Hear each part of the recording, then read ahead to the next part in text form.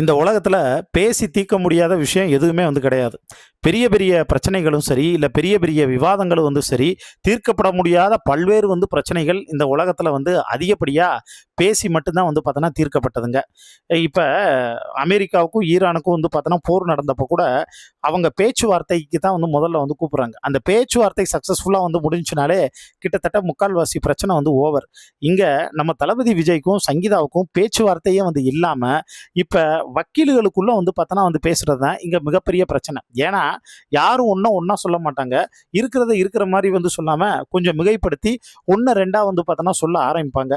அப்படி ஒரு சூழ்நிலை வரும்போது வழக்கம் போல் பார்த்தோன்னா என்ன பண்ணுவாங்கன்னா, ரைட்டு, அதாவது ஊர் 2 பட்டா கூத்தாடிக்கு கொண்டாட்டம்பாங்க.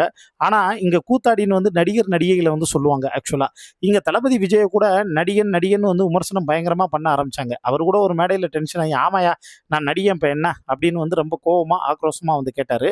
இப்போ என்னென்னா, இவங்க விவாகரத்து விஷயம் மிக பூதாகரமாக பேசு பொருளாக மாறின உடனே இப்போ தளபதி விஜயோட அம்மா ஷோபா சந்திரசேகர் என்ன பண்ணியிருக்காங்க, நேராக சங்கீதாவுக்கு கால் பண்ணி, இங்கே பாருமா, நீ உடனே கிளம்பி வா. மாமியார் நான் சொல்கிறேன், விஜயை பற்றி உனக்கு தெரியாதா, குணத்தில் குழந்தை மாதிரி, எதுவாக இருந்தாலும் பேசி தீர்த்துக்கிறலாம், முதல்ல வா.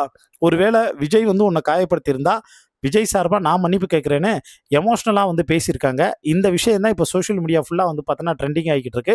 இன்னும் இதை பற்றின ஃபுல் டீட்டெயில்ஸ் எல்லாத்தையும் தெரிஞ்சுக்கணும் அப்படின்னா இந்த ஷார்ட்ஸ் வீடியோக்குள்ளே இருக்கக்கூடிய லிங்கை கிளிக் பண்ணி முழுசாக மெயின் வீடியோவில் பார்த்தோன்னா இருக்கிறத கேட்டு தெரிஞ்சுக்கோங்க.